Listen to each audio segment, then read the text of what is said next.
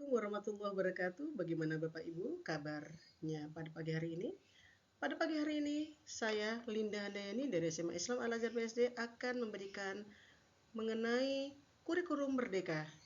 Kurikulum merdeka ini merupakan kurikulum yang digagas oleh Bapak Menteri Pendidikan Nadiem Makarim. Dirasa sangat perlu memang adanya pembaharuan di tahun 2023-2024 ini.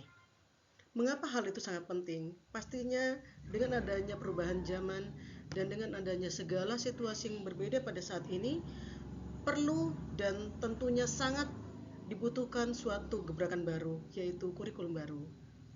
Pada pagi hari ini akan kami jelaskan mengenai apa sih kurikulum merdeka itu. Bapak Ibu, apakah mungkin dari sebagian sekolah Bapak Ibu menggunakan kurikulum tahun 2023 ini, yaitu kurikulum merdeka, atau Bapak Ibu guru masih menggunakan mix antara kurikulum merdeka dan kurikulum K13, di mana mungkin dari kelas 10 sudah melakukan dan melaksanakan kurikulum merdeka, kelas 11 sudah mengimplementasikannya, namun kelas 12 belum, atau baru dilaksanakan dan diimplementasikan di kelas 10 saja. Nah, pada pagi hari ini sekali lagi kami akan menjelaskan mengenai merdeka belajar pada topik pertama. Hal pertama yang akan kami sebarkan dan informasikan yaitu mengenai menyebarkan pemahaman mengenai merdeka belajar. Apa sih itu menyebarkan pemahaman mengenai merdeka belajar? Apa sih merdeka belajar?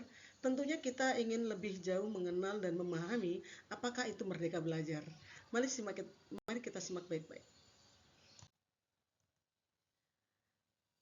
Nah, topik mengenai merdeka belajar ini akan membahas mengenai pemahaman gagasan dan prinsip pendidikan berdasarkan pemikiran Ki Hajar Dewantara.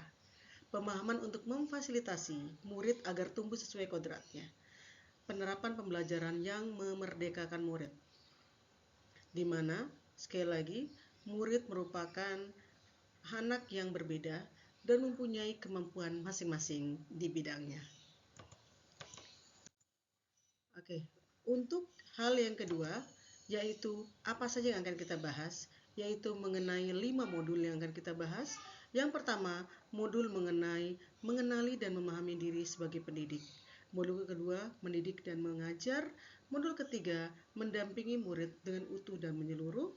Modul keempat, mendidik, melatih, dan berkecerdasan budi pekerti. Serta modul kelima, pendidikan yang mengantarkan keselamatan dan kebahagiaan. Tentunya murid yang kita ajar harus bahagia Bapak Ibu Guru.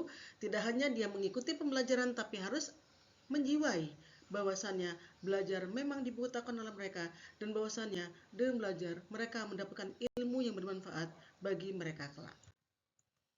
Untuk selanjutnya yaitu modul pertama, mengenali dan memahami diri sebagai pendidik. Kadangkala kita tidak menyadari apa sih fungsi kita sebagai pendidik, apa yang harus kita lakukan sebagai seorang pendidik. Nah, oleh karena itu, pada modul pertama kita akan membahas mengenali dan memahami diri sebagai pendidik. Yang pertama, pendidik harus mengenali karakteristik dan kebutuhan peserta didiknya. Pastinya, di tiap kelas sekali lagi akan banyak perbedaan antara kelas 1 dan kelas yang lain, individu yang satu dengan individu yang lain. Pendidik juga harus terus belajar secara mandiri. Kita diminta oleh pemerintah untuk selalu mengupgrade diri kita. Salah satunya dengan pelaksanaan PMM. Pendidik juga harus bisa mengenali kekuatan dan kelemahan dirinya. Oleh karena itu kita juga membutuhkan yang namanya reflection untuk memahami kekurangan dan melengkapi suatu hal yang kurang dari proses pembelajaran yang kita lakukan di kelas, pun kita akan meningkatkan kualitas pada saat mengajar di kemudian hari. Pendidik juga harus bersifat adaptif terhadap perubahan peserta didiknya. Dan pendidik juga harus mampu menuntun tumbuh dan hidupnya sekuatan kodrat pada anak didiknya. Itu Bapak Ibu pada modul pertama. Bagaimana dengan modul kedua? Pastinya untuk modul kedua juga kita tidak akan jauh mengenai mendidik dan mengajar. Bahwasannya pengajaran merupakan cara menyampaikan ilmu atau manfaat bagi hidup peserta didik secara lahir dan batin. Bukan hanya mereka mempelajari ilmu kita, namun bagaimana kita menerapkan, bagaimana murid menerapkan dan mengimplementasikan apa yang sudah diajarkan oleh Bapak Ibu guru di kelas di dalam kehidupan nyata. Contohnya, pada waktu belajar fisika, mereka dapat menerapkannya dalam kehidupan sehari-hari. Pun dalam bahasa Inggris, mereka dapat menggunakannya dalam proses atau conversation sehari-hari. Pendidik adalah menuntun segala kodrat yang ada pada peserta didik sehingga dapat mencapai keselamatan dan kebahagiaan yang setinggi-tingginya. Pendidikan tidak sekedar memberikan pengetahuan Bapak Ibu, namun juga mendidik keterampilan berpikir dan mengembangkan kecerdasan batin peserta didik. Manusia yang merdeka adalah manusia yang mampu menguasai dirinya sendiri. Bapak Ibu, yang ketiga, modul mengenai mendampingi murid dengan utuh dan menyeluruh. Kita para guru diminta untuk bagaimana kita bisa mendampingi murid dengan ikhlas. Bahwasannya murid itu adalah partner kita. Murid itu adalah teman kita. Dan kita juga saling membutuhkan antara murid dan guru. Oleh karena itu, kita wajib mendampingi murid hingga menyeluruh. Pertama yang itu kita akan bahas yang itu mengenai bahwa setiap peserta didik terlahir dengan kodratnya masing-masing. Mereka ada yang mempunyai kemampuan di bidang fisika, kimia, matematika, maupun sejarah. Pendidikan tidak bisa dipisahkan dari kodrat keadaan dan dari kodrat anak itu sendiri. Pendidikan bergerak secara dinamis, perubahan tidak bisa dihindari. Oleh karena itu, kurikulum merdeka perlu dan wajib untuk kita implementasikan dalam kehidupan belajar mengajar. Kemudian cara mendidik dan mengajar harus disesuaikan dengan perkembangan zaman tentunya. Bapak Ibu, tidak seperti zaman old man, kita lebih ke bagaimana proses based learning, bagaimana kita melakukan discovery learning activities, dan bagaimana kita bisa berdiskusi dengan murid. Murid bukanlah objek, merupakan subjek dalam kegiatan proses belajar mengajar.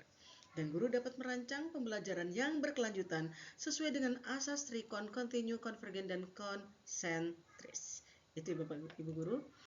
Dan yang keempat yaitu mengenai mendidik dan melatih kecerdasan budi pekerti. Bukan hanya di bidang akademik namun juga kita sebagai pendidik perlu melatih kecerdasan budi pekerti, yaitu budi pekerti merupakan perpaduan dari cipta, rasa, dan karsa. Budi pekerti merupakan hasil bersatunya gerak pikiran, perasaan, dan berkehendak sehingga menimbulkan suatu tenaga, baik bagi murid itu sendiri maupun bagi lingkungannya. Budi pekerti tidak hanya dibentuk di lingkungan sekolah saja, melainkan di lingkungan keluarga dan juga masyarakat.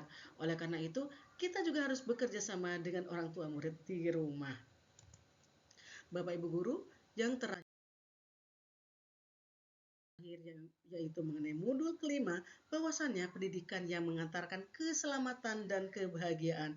Tentunya kita berharap di akhir pembelajaran murid akan merasakan kebahagiaan dalam proses belajar mengajar kali ini. Guru juga harus membimbing peserta didiknya untuk mencapai pemahaman yang bermakna selain mengajarkan ilmu pengetahuan. Fungsi dari pendidikan adalah mengantarkan peserta didik agar siap hidup dan mampu mengisi zamannya. Demikian Ibu, modul pertama hingga modul kelima pada kurikulum Merdeka kali ini. Penjelasan berikutnya akan kami diskusikan dan akan kami presentasikan pada acara dan kesempatan yang lain. Terima kasih. Semoga kurikulum Merdeka dapat diimplementasikan dalam kegiatan belajar di sekolah Bapak Ibu masing-masing dan sangat bermanfaat bagi kita semua, para guru, orang tua murid, maupun murid itu sendiri pastinya. Terima kasih. Wassalamualaikum warahmatullahi wabarakatuh.